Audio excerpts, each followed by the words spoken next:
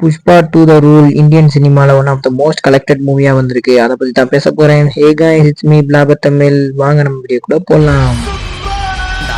வாழ்க்கையில உன்ட டிடி காசுன்னு இல்லையடா, அது டெடிகேஷன் மாப்ள. Pushpa two the rule Indian சினிமாவில், அதுவும் குறிப்பாக ஹிந்தி லாங்குவேஜில் 800 crores மேலே கிராஸ் பண்ணியிருக்குன்னு சொல்லி மூவி சைட்லேருந்து நேற்று ஒரு வீடியோ ரிலீஸ் பண்ணி கன்ஃபார்ம் பண்ணிட்டாங்க. ஸோ இதனாலேயே வந்து புஷ்பா டூ வேர்ல்டு வைடில் எவ்வளோ கிராஸ் பண்ணியிருக்கு அப்படின்னு பார்த்தா 1600 crores மேலே கிராஸ் பண்ணியிருக்குன்னு சொல்லி அது ஒரு கன்ஃபர்மேஷனையுமே கொடுத்துருந்தாங்க. இவங்க சொல்கிறத பார்த்தா நம்பர்ஸ் ஜாஸ்தி ஆகிட்டே தான் இருக்குது. பட் அது உண்மையாக ஃபேக்கான்னு சொல்லி நமக்கு தெரியாது. அதை ஆராய்ச்சி பண்ணணும்னா அதுக்கு ஒரு தனி வீடியோவே போடுற மாதிரி தான் இருக்கும். பட் நம்ம அதை பற்றி பேச வேண்டாம். புஷ்பா டூ மூவி பார்த்துட்டேன்.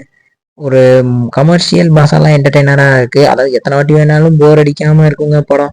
3 மணி நேரம் 16 நிமிஷம் கிரிஞ்ச் எலமெண்ட்ஸு எல்லாத்தையும் பார்த்தாலும் உங்களுக்கு போர் அடிக்காது. புஷ்பா கேரக்டரை எலிவேட் பண்ணுறேன்னு சொல்லிட்டு அவரை கண்டெய்னருக்குள்ளே வச்சு, அதாவது 40 நாள் சாப்பிடாம இருப்பான்டா எங்கள் ஆள், 30 நாளில் எதா இருந்தாலும் கற்றுக்குவான்டா எங்கள் ஆள். அவன் ஆளுக்கு ஒன்று, அதாவது போலீஸ் ஸ்டேஷனில் நம்ம பன்வர் சிசிகாவத்து வச்சிருப்பாப்புல பகத் ஃபாசில். அதை அவர் கஷ்டப்பட்டு பிடிச்சிட்டு வருவார். அவர் டோப்பா போட்டு கஷ்டப்பட்டு பிடிச்சிட்டு வந்து வைக்கிறத அவர் எல்லாத்தையும் கஷ்டப்பட்டு செய்யறது பன்வர் சிசிகாவத்து. கடைசியில் பார்த்தா வில்லன் புஷ்பா, ஹீரோ வந்து பன்வர் சிசிகாவத். அந்த மாதிரி ஆயிரும். ஏன்னா இவர் கஷ்டப்பட்டு பிடிச்சிட்டு வர ஆளை இவர் மொத்த காசையும் கொடுத்து போலீஸ் ஸ்டேஷன்ல இருக்கிற லைஃப் டைம் செட்டில்மெண்ட் பண்ணிடுவாரு. அதாவது அவங்க லைஃப் டைம் சம்பளத்தையும் அவங்களுக்கு கொடுத்து அங்கே ஜெயிலில் இருக்கக்கூடியவங்கள ரிலீஸ் பண்ணுறதா இருக்கட்டும்.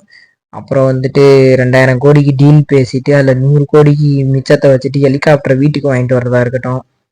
அப்புறம் வந்து தான் நினைச்சதை செய்யணுன்றதுக்காக எந்த எக்ஸ்ட்ரீமுக்கும் போவாருன்றத வந்து இந்த படத்துல வந்து காட்டியிருப்பாங்க. அதான் அவருடைய ரூலாம்.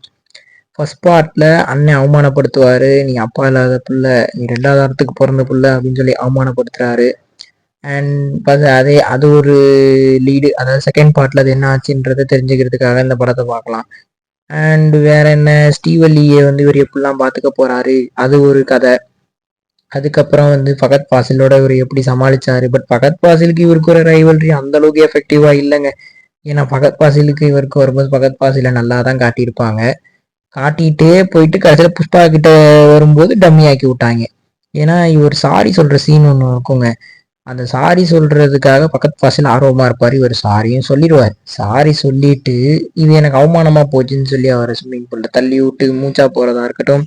ஸோ புஷ்பா யாருக்குமே அடங்காதவன், அதுவும் குறிப்பா இந்த மாதிரி ஒரு போலீஸ்காரங்கிட்ட நான் அடங்கவே மாட்டேன் அப்படின்ற மாதிரி சொல்லி ஃபகத் ஃபாசில் அங்கே ஒரு டம்மியான கேரக்டரா ப்ரொஜெக்ட் பண்ணிட்டாங்க. இது என்னோட ஒப்பீனியன். ஒவ்வொருத்தருக்கும் ஒவ்வொரு ஒப்பீனியன் இருக்கும். மறக்காம கமெண்ட்ஸ்ல சொல்லுங்க.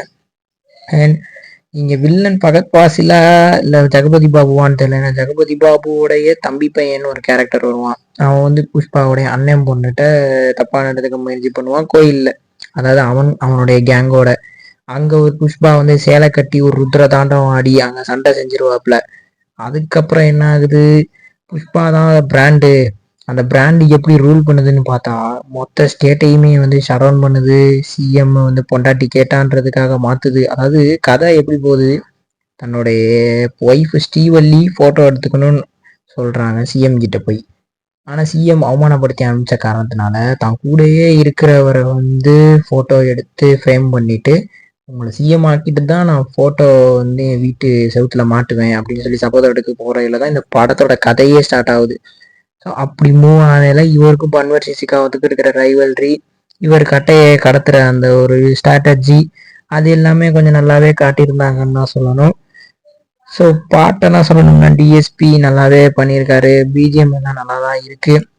அண்ட் புஷ்பா 3க்கு ஒரு லீடு கொடுத்துமே முடிச்சிருந்தாங்க. அது படம் பார்த்தவங்க எல்லாத்துக்குமே தெரிஞ்சிருக்கும். அண்ட் ஸ்ரீவல்லி வந்து சொல்லணும்னா அந்த கேரக்டர் வந்து புஷ்பா வந்து ஒரு விஷயம் பிடிக்கலன்ட்டானா அதை மொத்தத்தையுமே காலி பண்ணிடும். அதாவது உதாரணத்துக்கு கறி குழம்பு வைக்கும், கறி குழம்புல உப்பு ஜாஸ்தி ஆயிடுச்சுன்னு மொத்த குழம்பையும் தூக்கி கொட்டி விட்டுரும். அந்த மாதிரி ஒரு கேரக்டர் தான் ஸ்ரீவல்லி. காசு கொளுத்து போச்சுல, அதனால என்ன வேணா பண்ணுவாங்க.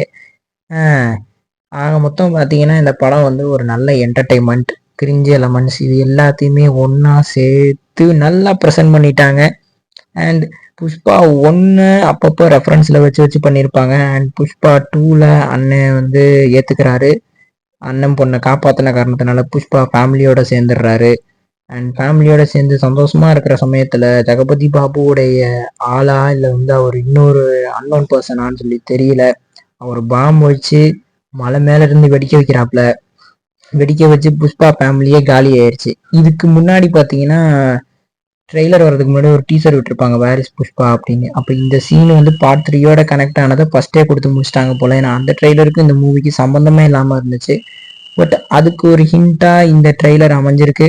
ஸோ ஓவராலாக புஷ்பா 3 வந்து 2026 வரும்ன்ற மாதிரி என்ட்ரி கொடுத்து முடிச்சிருக்காங்க. அண்ட் புஷ்பா 1 உடைய லீடை வந்து இதில் வந்து ஃபுல்லாக சாட்டிஸ்ஃபை பண்ணிட்டாங்களான்னு கேட்டால் எஸ். ஏன்னா ஹிந்தி ஆடியன்ஸ் மத்தியில் பயங்கரமாக ரீச் ஆயிடுச்சுங்க இந்த படம். அண்ட் பிஜிஎம் விட்டு எலவேட் பண்ணுறது, புஷ்பாவை ஓவராக பில்டப் பண்ணி காட்டுறது, இப்படி எல்லாத்தையும் பண்ணி இந்த படத்தை ஓரளவு சக்ஸஸ் பண்ணிட்டாங்க. அல்லு அர்ஜுன் ஐகான் ஸ்டாராக புஷ்பாவில் உருவெடுத்தது இந்த ஒரு படத்தினால இவர் பேன் இண்டியா ஸ்டாராக மாறிட்டாரு.